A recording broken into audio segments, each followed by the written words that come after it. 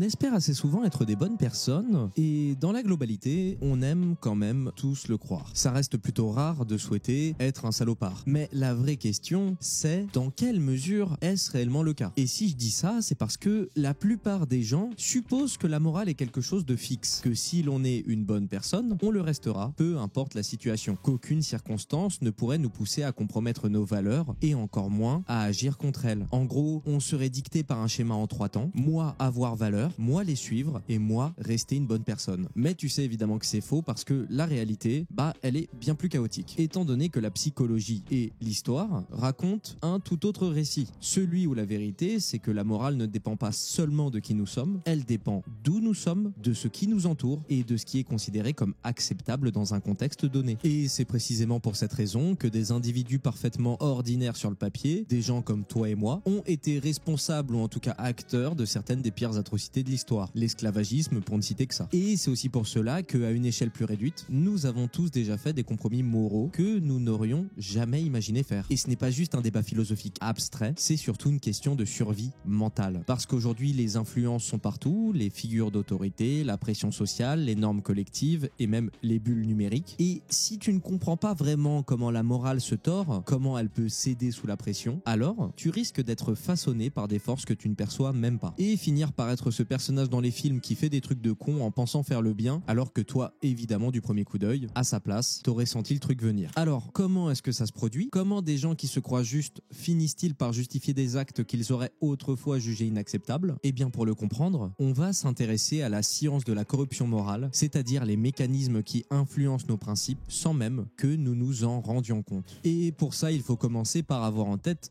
2 principes qui jouent à influencer nos comportements et celui des personnes qui nous entourent, et qui évidemment expliquent en quoi nos actions ne sont pas tout à fait dictées par nos simples convictions personnelles, avec tout d'abord les neurones miroirs. En gros, notre cerveau est câblé pour imiter les comportements que nous observons. Ça peut notamment passer du développement de l'empathie chez l'enfant, et c'est pour ça qu'il est assez fréquent pour un bambin de commencer à pleurer pour rien quand il voit un de ses potes qui pleure, et c'est même aussi le déclencheur basique des bâillements quand on voit quelqu'un d'autre bâiller. Et donc quand c'est adapté à un contexte où une action immorale devient normale dans notre environnement, nous finissons inconsciemment par l'accepter, même si ça paraissait inconcevable auparavant. Tu t'étais dit jamais de l'ananas sur la pizza, et tu as vu d'autres personnes le faire, et depuis, tu baignes dans cette horreur. Puis on a la dissonance cognitive, c'est la classique où si tes actes entrent en contradiction avec tes valeurs, t'es pas très bien mentalement, mais plutôt que de corriger ton comportement, ton cerveau est un petit malin qui va ajuster tes justifications pour rendre l'acte plus acceptable. Ça peut passer du traditionnel « je n'avais pas le choix », tout le monde le fait, dont la réponse sera d'ailleurs assez souvent « et si tout le monde saute par la fenêtre, est-ce que toi aussi tu sautes ?» voire même le classico-classique ballon d'or,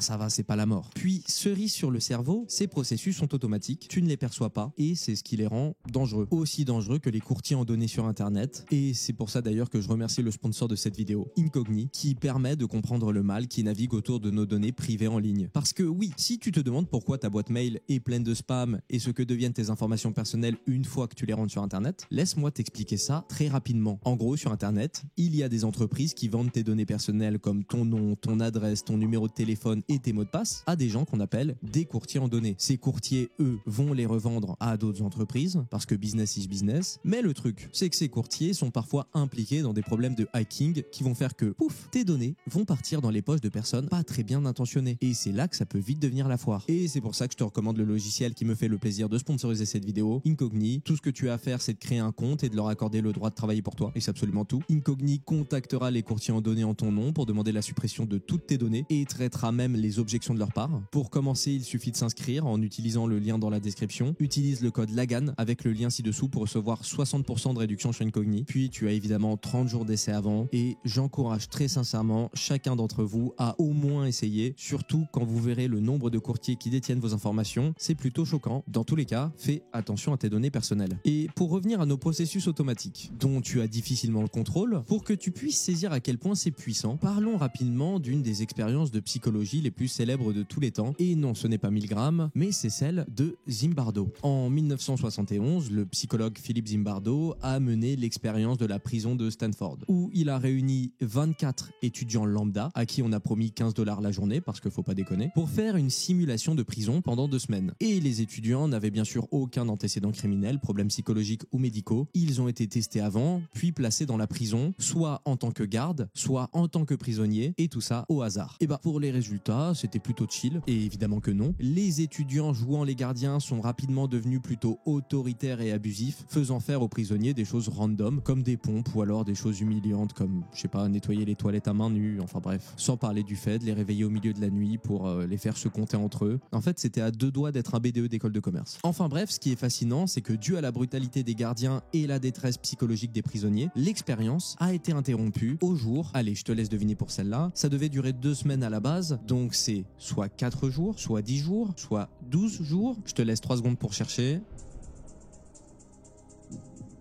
Et oui, c'était effectivement 6 jours, soit 8 jours avant la fin initialement prévue. Et là, on s'est rendu compte d'une chose, aucun des gardiens n'était intrinsèquement mauvais. Mais dès lors qu'ils ont été plongés dans un système encourageant la domination et la soumission, ils se sont adaptés au rôle sans les remettre en question. Zimbardo a forgé un terme qui décrit plutôt bien ce phénomène et qui s'appelle l'effet Lucifer. Cet effet permet de mettre en avant quelque chose d'assez important. Ce n'est pas seulement la personnalité qui façonne le comportement, c'est aussi et surtout la situation. Dans les bonnes conditions, tout le monde peut justifier des actes qu'ils auraient autrefois jugés impensables. Et avant que tu ne te dises « je ne ferai jamais quelque chose de cruel, peu importe la raison », sache que les participants à l'expérience pensaient exactement la même chose. Et il leur a fallu littéralement un jour pour basculer. Et c'est là tout le problème. Personne ne pense qu'il changera jusqu'à ce que ça arrive. Et ce n'est pas juste une étude en laboratoire. Les mêmes mécanismes sont à l'œuvre dans le monde réel, aujourd'hui, au moment où on parle, genre là, maintenant, tout de suite. Et le plus souvent, évidemment, on ne le voit pas. Que ce soit sur Internet, qui nous a donné quelque chose que les générations précédentes n'avaient pas, donc une connexion instantanée, une information immédiate et un jugement en temps réel, puis du hentai. Bon, ça, je sais pas si c'est bien. Et si en théorie c'est un progrès dans la pratique, c'est aussi le terrain parfait pour les dérives de la pensée de groupe. Il suffit d'observer que lorsqu'une opinion devient dominante dans un espace en ligne, les gens ressentent une pression à s'y conformer, même s'ils ne sont pas totalement d'accord. Ou encore, l'indignation morale se propage à une vitesse fulgurante. Mais ce n'est pas toujours une question de justice. Parfois, c'est juste une façon de s'intégrer à la masse ou alors de nourrir la hype. Et puis, derrière tout ça, on a l'effet spectateur. Lorsqu'on assiste à des comportements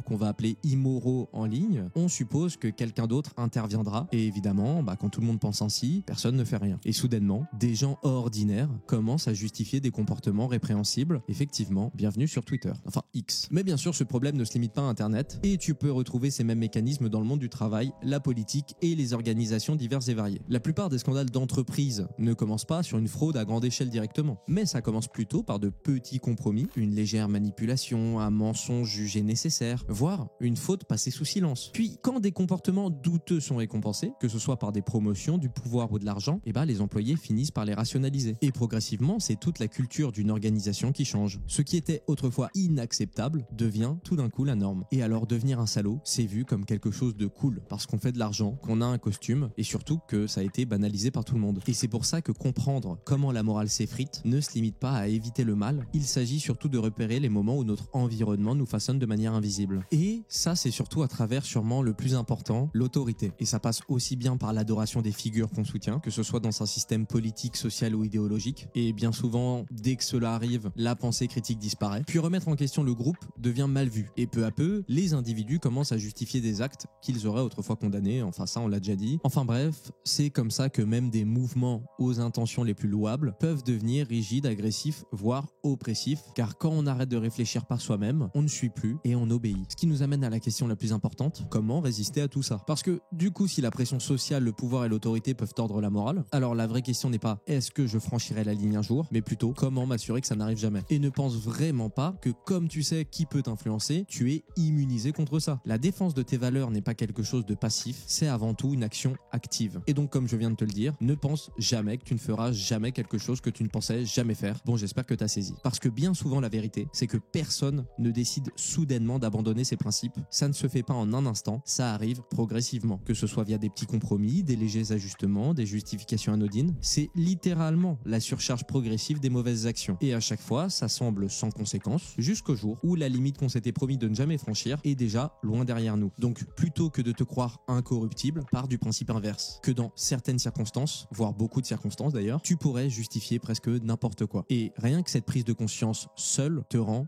beaucoup moins vulnérable. Puis évidemment, notamment si l'histoire nous a appris une chose, c'est que l'autorité n'est pas toujours synonyme de vérité et qu'une majorité n'a pas toujours raison. Même s'ils sont beaucoup et clament défendre les valeurs les plus belles en apparence, oui, même une association de défense des orphelins lépreux unijambistes peut détenir les pires connards que tu n'auras jamais rencontrés. Sois attentif aux dérives de la pensée de groupe. Si d'un coup le désaccord est perçu comme une attaque plutôt qu'un débat, c'est directement un signal d'alarme. Encore plus quand tu entends des phrases type « pourquoi tu remets ça en question ?» Je veux dire, c'est logique. Et sois particulièrement méfiant face aux dynamiques limites sectaires. Si remettre en question le groupe est vu comme une trahison qui, par exemple, dans un contexte moderne te vaudrait la pire punition, c'est-à-dire l'exclusion sociale, alors bienvenue non pas dans un mouvement bienveillant, mais dans un système de contrôle. Et enfin, redéfinis ce que ça veut dire qu'être bon. Je l'ai pas fait au début parce que j'aimais bien la fluidité de ma structure telle qu'elle en vrai. Mais du coup, on peut s'imaginer qu'être bon, c'est être gentil, conciliant ou indulgent. Mais si la gentillesse était une qualité, alors ce serait vraiment la plus facile à exploiter. Dans la réalité, faire preuve de morale, ça ne signifie pas être passif. Défendre son éthique, ça demande de la force. Et avoir une morale claire, ça exige des limites fermes. Pas seulement pour les autres, mais aussi pour soi-même. Ce qui m'amène à te conseiller une chose simple, n'ignore jamais quelqu'un qui teste tes limites. C'est le meilleur moyen de finir sous l'eau. Pour te le dire encore plus simplement, c'est normal de se mettre en colère, c'est normal d'imposer des limites et c'est normal de prendre le contrôle. Être une bonne personne ou dévier du mal ne signifie pas être un paillasson. Parce que la morale, ce n'est pas faire plaisir aux autres, c'est savoir où l'on se tient et refuser de bouger, peu importe la pression. Alors ça ne veut pas dire devenir un con, ça ne veut pas dire devenir quelqu'un de violent, ça veut simplement dire ne pas se laisser marcher sur les pieds. Ce qui nous amène au dernier point, ce que tout ça signifie vraiment pour toi. C'est un débat qui pourrait durer des heures et des heures, mais à titre personnel, j'aime beaucoup la vision de la morale comme quelque chose que l'on ne possède pas, dans le sens où ce n'est pas un trait fixe ni un bouclier permanent contre les mauvaises décisions, c'est une pratique, un processus et même, voire surtout, une responsabilité. On aime tous la vision dichotomique à la Harry Potter qui nous pousse à simplifier et à croire que le monde est divisé entre les bonnes et les mauvaises personnes, puis que tant qu'on se considère comme quelqu'un de bien, on est à l'abri. Mais la frontière entre le bien et le mal n'est pas toujours aussi nette. Le vrai danger ne vient pas seulement des influences extérieures qui te manipulent, il vient aussi, et même parfois surtout, des justifications que tu te donnes. C'est ces petits compromis, ces ajustements progressifs et cette lente érosion des principes jusqu'au jour où tu réalises que tu es devenu la personne que tu jurais ne jamais être. Et ça, même si tout ce que tu as fait partait de bonnes intentions. Mais si la morale peut s'éroder, elle peut aussi être renforcée. Et tout commence par la lucidité, comprendre comment l'influence fonctionne, comment la pression sociale déforme le jugement et comment le pouvoir modifie le comportement. Puis évidemment, il y a la vigilance, donc remettre en question en permanence les systèmes qui nous entourent et les choix que l'on fait en leur sein, peu importe l'étendard qui est brandi derrière. Puis finalement, il y a les limites, savoir exactement où l'on se tient et savoir refuser de bouger, peu importe la pression, sans jamais non plus tomber dans l'autre extrême, devenir simplement têtu et aveugle. Parce que la seule façon de s'assurer qu'on ne franchira jamais la ligne, c'est de ne jamais s'en approcher. Salut.